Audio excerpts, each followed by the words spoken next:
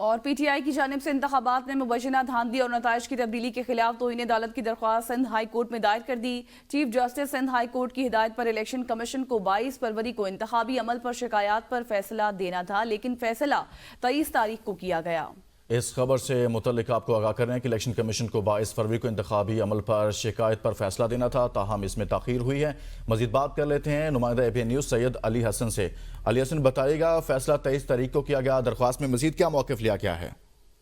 دیکھیے جی، Sindh high court میں P T I کی جانب سے انتخابات میں مبینہ دھاندلی اور نتائج کی تبدیلی کے خلاف توہین عدالت کی درخواست دائر کی گئی ہے۔ یہ درخواست پی ٹی آئی سندھ کے صدر حلیم عادل شیخ کی جانب سے دائر کی گئی ہے، اور اس درخواست میں چیف الیکشن کمشنر، چاروں صوبوں کے الیکشن کمشنر سمیت دیگر کو فریقین بنایا گیا ہے، اور درخواست میں یہ موقف اختیار کیا گیا ہے کہ chief justice Sindh high court کی ہدایت پر الیکشن کمیشن نے عمل درآمد نہیں کیا ہے۔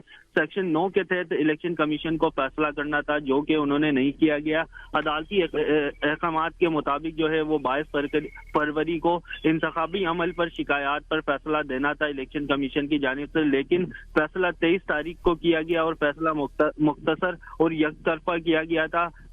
پی ٹی آئی کے جو وکیل ہیں ان کا یہ کہنا تھا کہ ہمارے پاس فارم 45 تمام پولنگ اسٹیشن کے موجود ہیں، تاہم ریٹرننگ افسران کی جانب سے مبینہ دھاندلی کی گئی، اور فارم 47 میں نتائج جو ہیں وہ تبدیل کیے گئے۔ سندھ ہائی کورٹ نے تمام معاملات الیکشن کمیشن کو بھیجے تھے، تاہم اس کے باوجود بھی الیکشن کمیشن نے 23 تاریخ کو ان کو مختصر فیصلہ کیا گیا، اور الیکشن کمیشن کی جانب سے یہ توہین عدالت کی گئی ہے۔ جی بہت شکریہ، سید علی حسن آگاہ کر رہے تھے۔